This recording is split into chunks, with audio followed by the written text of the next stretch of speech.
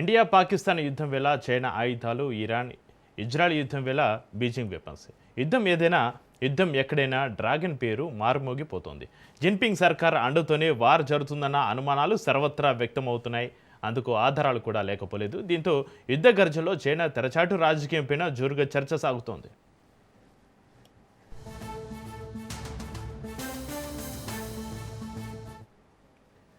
ఇక ఇప్పటికే కమ్యూనికేషన్స్ అన్ని హై లెవెల్ ఎన్క్రిప్టెడ్ క్షిపణి వ్యవస్థల లొకేషన్లు గంటకు మారిపోతున్నాయి. యుద్ధ వ్యూహాలు రెండో కంటికి తెలియకుండా జాగ్రత్తలు తీసుకుంటున్నారు. అయినప్పటికీ ఇరాన్ పక్కగా దాడి చేసింది. రాడార్ వ్యవస్థలను గురి చూసి కొట్టినట్టుగా ధ్వంసం చేసింది. యుద్ధ విమానాలను సైతం పిట్టల్లా కూల్చేసింది. ఎన్ని జాగ్రత్తలు తీసుకున్నా, ఎన్ని వ్యూహాలు మార్చినా టెహ్రాన్ తగ్గేదేలే అంటోంది. అందుకే తాత్కాలికంగా 14 రోజుల యుద్ధ విరమణకు అగ్ర రాజ్యాధినేత ట్రంప్ ఒప్పుకున్నారు.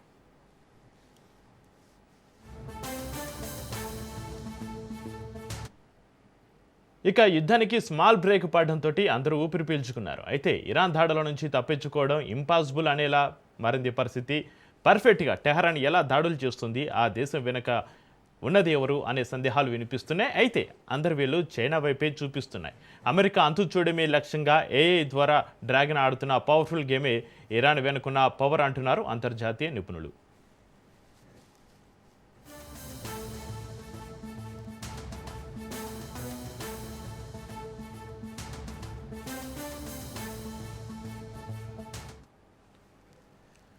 ఇక పశ్చిమాసియా ఘర్షణలో జిన్పింగ్ ప్రభుత్వం ఇరాన్కు రహస్యంగా సాయం చేస్తున్నట్లుగా వార్తలు వస్తున్నాయి. టెహరాన్కు డ్రాగన్ భారీగా ఆయుధాలు సరఫరా చేసినట్లు మీడియా కథనాలు వెలువడ్డాయి. మనిషి భుజం మీద పెట్టుకుని క్షిపణులను ప్రయోగించే షార్ట్ రేంజ్ మిసైల్ లాంచర్లను, ఇతర క్షిపణి వ్యవస్థను టెహరాన్కు సరఫరా చేయడానికి బీజింగ్ ప్రణాళిక రచించినట్లుగా సమాచారం. వారం రోజులనే ఇరాన్ దేశానికి చేరే అవకాశం ఉంది. అయితే తన పేరు బయటకు రాకుండా ఉండేందుకు చైనా ఆయుధాలను ఇతర దేశాల మీదుగా పంపుతున్నట్లుగా తెలుస్తోంది. యుద్ధం ప్రారంభమైనప్పటి నుంచి అమెరికా యుద్ధ నౌకలు, విమానాలు, ఇతర సైనిక స్థావరాల సమాచారాన్ని ఇరాన్కు బీజింగ్ చేరవేస్తుందనే చర్చ జరుగుతోంది. అయితే ఆ వార్తలను వాషింగ్టన్లోని చైనా రాయబార కార్యాలయం ఖండించింది. ఇవన్నీ తప్పుడు వార్తలని, తాము ఎవరికీ ఆయుధాలు ఇవ్వలేదని వెల్లడించింది డ్రాగన్ కంట్రీ.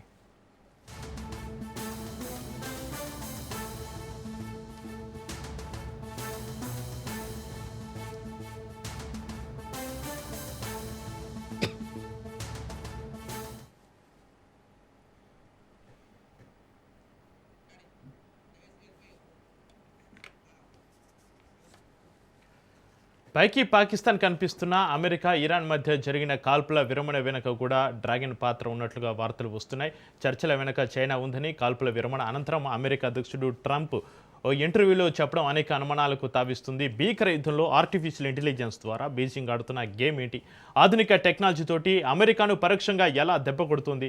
తాజా పరిణామాలు యుద్ధాల తీరునే మార్చబోతున్నాయా అనే ప్రశ్నలు సర్వత్రా వినిపిస్తున్నాయి. ఇక ఇదే అంశంపైన మనం చర్చిద్దాం. మనకు అందుబాటులో ఉన్నారు ప్రముఖ రాజకీయ విశ్లేషకులు ప్రొఫెసర్ మురళీ మనోహర్ గారు. నమస్కారం మురళీ మనోహర్ గారు. నమస్తే. నమస్తే. చైనా ఒకవైపు ఇరాన్కు రహస్యంగా ఆయుధాలు సరఫరా చేస్తూనే, ఇక మరోవైపు అమెరికా, ఇరాన్ మధ్య కాల్పుల విరమణకు మధ్యవర్తిత్వం వహించడం వెనుక ఉన్న అసలు ఉద్దేశం ఏమిటి మురళీ మనోహర్ గారు? అసలు ఉద్దేశం చైనా అంటున్నారా? చైనా యొక్క నైజం అదే చక్రి గారు. మనం ఎప్పుడైనా కూడా యుద్ధము మనం సామాన్యంగా కళ్ళకు చూడడానికి రెండు దేశాలు అమెరికా, ఇరాన్ యుద్ధం చేస్తున్నట్టు మనకు కనబడుతుంది. కానీ ఇప్పుడు సపోజ్ అమెరికాకు ఓపెన్ గానే మద్దతు ఇస్తూ యుద్ధంలో ఉంది ఇజ్రాయెల్. కానీ ఇరాన్ కు ఎవరు లేరనుకోవడానికి వీల్లేదు. ఇరాన్ కు ఓపెన్ గా యుద్ధం చేస్తున్న దేశాలేమో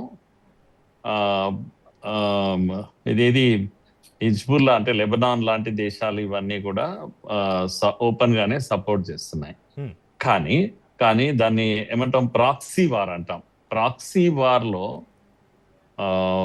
ఉండే దేశాలు కొన్ని ఉంటాయి. చైనా ఎప్పుడు ప్రాక్సీ వార్ చేస్తుంది. ఈవెన్ మనము ఆపరేషన్ సింధూర్ లో మనం అనుకున్నాం పాకిస్తాన్ తో మనం యుద్ధం చేస్తున్నామని, వాళ్ళ యొక్క ఏమంటాం టెర్రరిస్ట్ స్థావరాలను విధ్వంసం చేసే పనిలో మనం ఉన్నాం. కానీ పాకిస్తాన్ వైపు నుంచి చైనా ప్రాక్సీ వార్ చేసింది.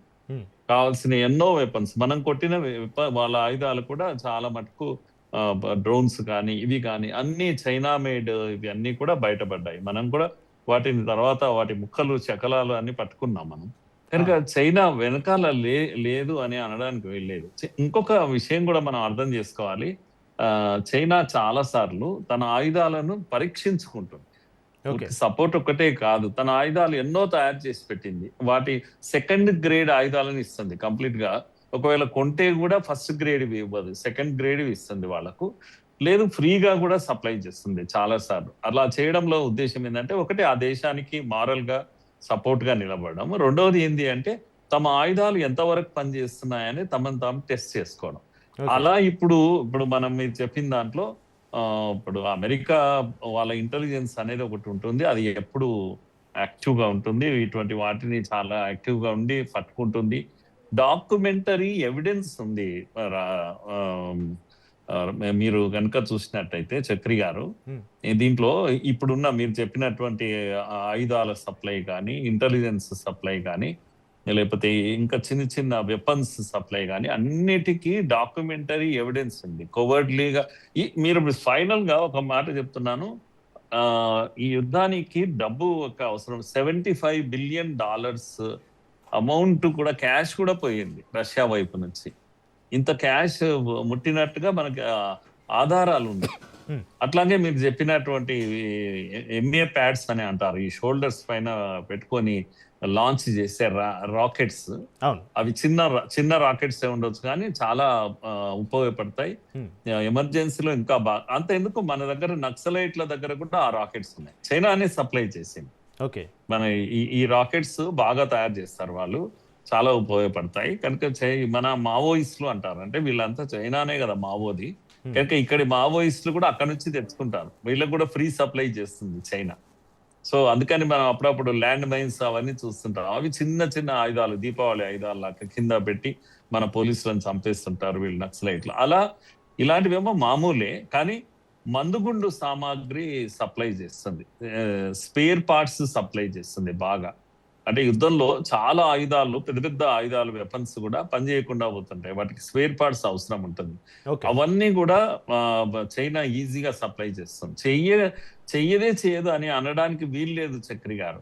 ఇవన్నీ కాకపోతే ఎన్ని ఎవిడెన్స్ ఉంది, ఎన్నిటికీ లేదు అని. ఇప్పుడు మిసైల్ రాకెట్ లాంచర్స్ ఉంటాయి, వాటి యొక్క ఫ్యూయిల్ ఉంటుంది, ఫ్యూయిల్ కూడా తన దగ్గర బాగా ఉంటుంది, చైనా దగ్గర విపరీతంగా సప్లై చేస్తుంది ఇటువంటి దేశాలకు. కనుక చైనా నుంచి సప్లై లేకపోతే యుద్ధం ఇన్ని రోజులు చేయలేదు ఇరాన్.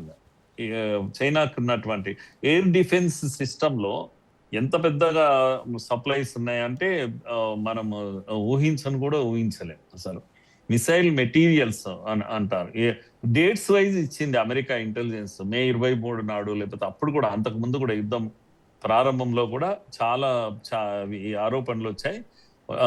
ఒక అతను వ్యక్తి కూడా పట్టుబడ్డాడు, జియాన్ జాంగ్ కియో అతని పేరు. అతను సప్లై చేస్తున్న సమయంలో అతన్ని పట్టుకున్నారు.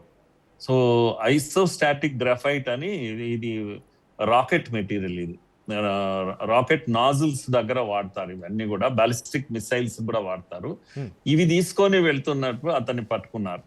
ఈ విధంగా double purpose materials, dual purpose use materials ఉంటాయి. చైనా LIMMT అని చెప్పేసి ట్రేడ్ కంపెనీ ఈ వస్తువులను తీసుకుపోయేటప్పుడు పట్టుకున్నారు, కంపెనీని పట్టుకున్నారు, మెటీరియల్ పట్టుకున్నారు, దొరికాయి ఇవన్నీ కూడా న్యూక్లియర్ వెపన్స్. గమ్మత్ ఏంటంటే, ఇప్పటికీ ఎందుకు చైనా మీద అదేంటి, ఇరాన్ వారి యొక్క న్యూక్లియర్ స్థావరాలపైన మేము కొట్టాము, బషార్ అని, లేకపోతే ఫేమస్ 2-3 స్థావరాలు 10 సార్లు కొట్టారు చక్రి గారు.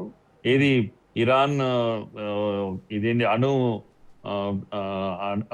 పదార్థాలు, అణుబాంబును తయారు చేస్తుంది అనే ఆరోపణ ఉందో, ఎక్కడ తయారు చేస్తుందో ఆ ప్లేస్ మీద 10 సార్లు కొట్టారు, వాళ్ళు బాంబింగ్ చేశారు. అయినా సరే వీళ్ళు అణుబాంబును తయారు చేస్తున్నట్టుగా ఇప్పటికీ ఎవిడెన్స్ ఉంది.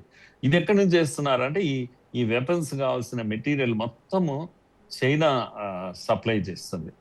కనుక ఈ యుద్ధంలో మనకు ఇరాన్ యుద్ధం చేస్తుంది అనుకోవడానికి వీల్లేదు. ఓ రకంగా చెప్పాలంటే లాంగ్ రేంజ్ మిసైల్స్ ను సప్లై చేస్తున్నట్టు ఎవిడెన్సెస్ ఉన్నాయి. సో న్యూక్లియర్ టెక్నాలజీ కూడా ఇస్తుంది, ఒక వెపన్సే. న్యూక్లియర్ టెక్నాలజీ ఇరాన్ దగ్గర లేదు అసలు యాక్చువల్ గా. కానీ ఇదేంది చైనానే సప్లై చేస్తుంది. మొత్తం ఇరాన్ అసిస్ట్ చేస్తుంది క్రూయిజ్ మిసైల్స్ ను, ఆర్టిలరీ మిసైల్స్, ఆర్టిలరీని, నావల్ క్రాఫ్ట్ ను, ఇన్నిటిని కూడా China minute to minute supply చేస్తుంది.